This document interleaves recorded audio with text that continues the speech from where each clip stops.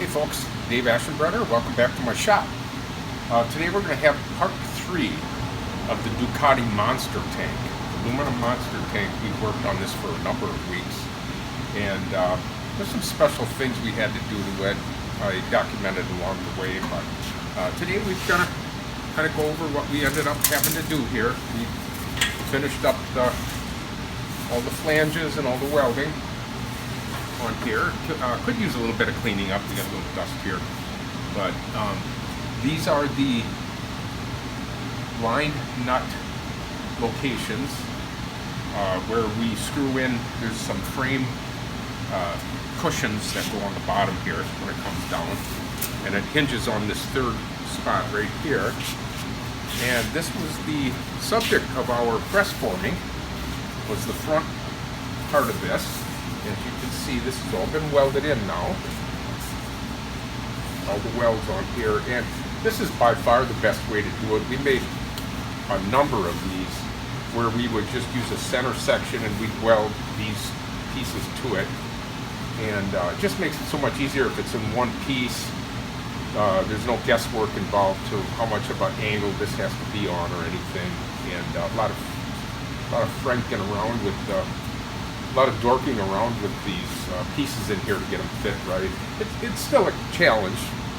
It's not easy by any means, but that just helps us along a little bit. So we're going to talk about today, speaking of finished, we're going to talk about the finish. And to date, we've never had a leak on any of our tanks. As far as the welds go, as far as the metal thickness goes, we've never had an issue with that. We have had a couple over the years where customers would get their tank and they'd get crazy about sanding them. For some reason they wanted to sand them, or this is real popular where they'll take a scuff pad like the DeLoreans had, stainless steel cars with the they call it a brushed finish on there, and that's achieved by using one of these Scotch-Brite pads on here. And of course we buy everything in bulk here. But I wanted to just touch on the whole sanding thing. If you watch my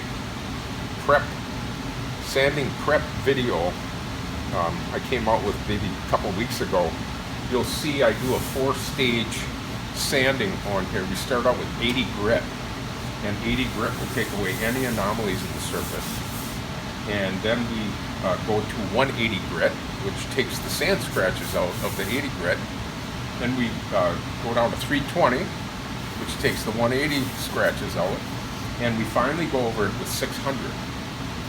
And we end up with a pretty nice finish on here. Now, this tank, we really pushed on the metal, and I probably could have done the last stage of the 600 on here, but I wanted to demonstrate when you use sandpaper on here. This one I wanted to be extra careful and sand the 600, hand sand it, the last one. What that does, the 600 reveals any scratches from the previous sanding on here. And I don't advocate sanding at all on these tanks once you get them. Especially the Ducati tanks. These go out as what we call a paint grade tank. So when you get it, it's actually sanded with the 80 grit, and then it's left that way so that you have a mechanical bond with your primer. And the first coat of primer you want to put on is a polyester sanding primer. You want to put that on thick. And you sand down until you just see a shadow of the aluminum coming through. Then you stop. You never sand on the aluminum. You'll be sanding on that with probably a 220 or a 240 to get it down to that. And you always want to use a block, maybe a flexible block, a piece of EVA foam behind it, sometimes a thin piece of neoprene. It'll keep the sandpaper flat, and believe it or not, your sandpaper will last longer. If you have a hand impression on the other side of it, you're putting pressure unevenly on the sandpaper, and it'll telegraph. Here's my 3 fingerprints right here. It'll telegraph to the piece of sandpaper and to the surface of the tank. So you really never want to do this. That's that's a long known fact with bodywork, automotive bodywork. That's not something new. But this customer requested this stainless steel look to it. He wanted to do it himself. I'm just basically have never done this to one of my tanks, and I'm going to see if it's feasible to be able to do this. So I'm just going to really quick try to demonstrate the do's and don'ts. First of all, there's a lot of little spots on here that require a little bit of creative ability to get in, like around where the cap area is. And once again, I'm using 600. I didn't go through the 4-stage process. I say never sand, but 600 takes such a minute amount off that that's acceptable. 600 is pretty forgiving as far as if you see where the last stage of sandpaper left a little bit on here, the 600 will take it off without removing much material, if at all. So this is a nice for going around the cap right here, because you can't get in there with the grinder. So we're just gonna go in here with the fine paper around the cap. And I'm really not sure how if we're gonna be able to pull this thing off with the scuff pad. Now, you can do anything. I'm not saying it's impossible to do it with the scuff pad, but it's a lot of work because you're gonna have to get through quite a bit of surface to get the scratches all uniform, and you're going to have to do it uniformly all the way around the tank. In other words, you want all your brush marks to go in the same direction on the tank. So you're going to be real careful about how you do that, how you treat that. And you're going to essentially want to stay off of these, what we call the body lines. Any line that sticks up or protrudes from the surface is going to really take a beating if you take any type of abrasive to it. So we're just going to stay off of those.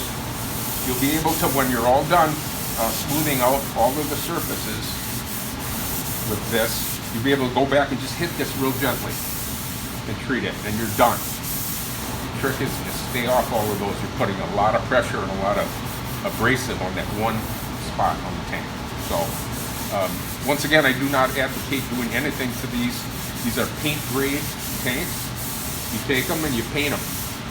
You want to scuff them up just a little bit for the paint. However, I pre-scuff them. They come to you. The paint grade tanks come to you pre-scuffed them, ready for.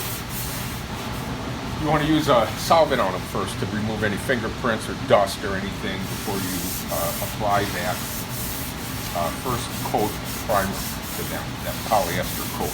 Now, I've read in forums and I've seen this all of my life. Everybody says epoxy on aluminum. If you atomize epoxy and you spray it in the air, you're going to die. That stuff is highly volatile organic compounds. Epoxy is not made to be atomized.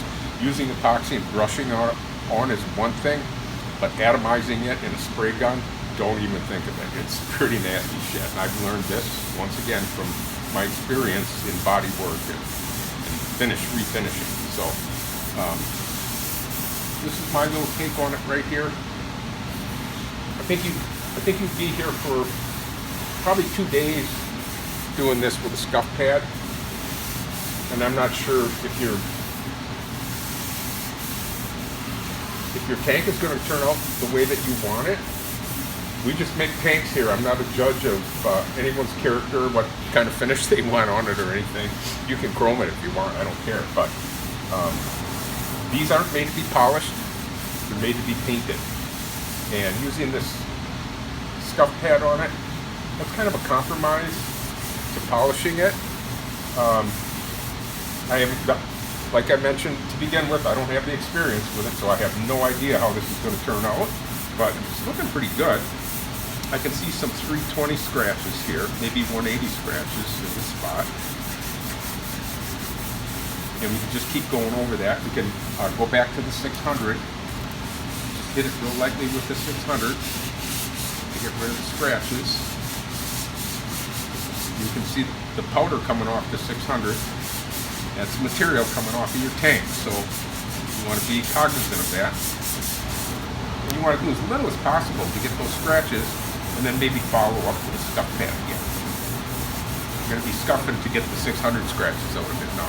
Scuff pads these are pretty fine abrasive pads.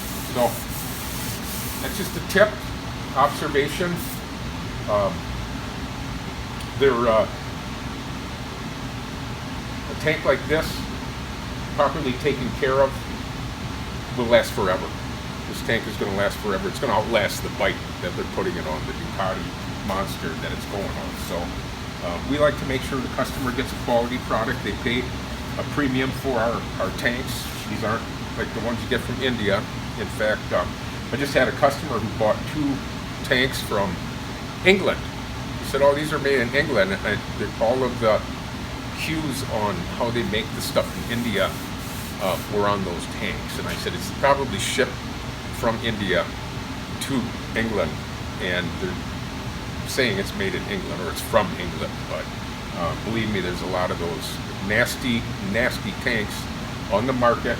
They put the caps on backwards. There's a lot of screw ups with them. I have customers with leaks on aluminum tanks, and come to find out they use that. It's aluminum solder. You can buy it at the hardware store or at Harbor Freight, where they solder the aluminum together rather than weld it.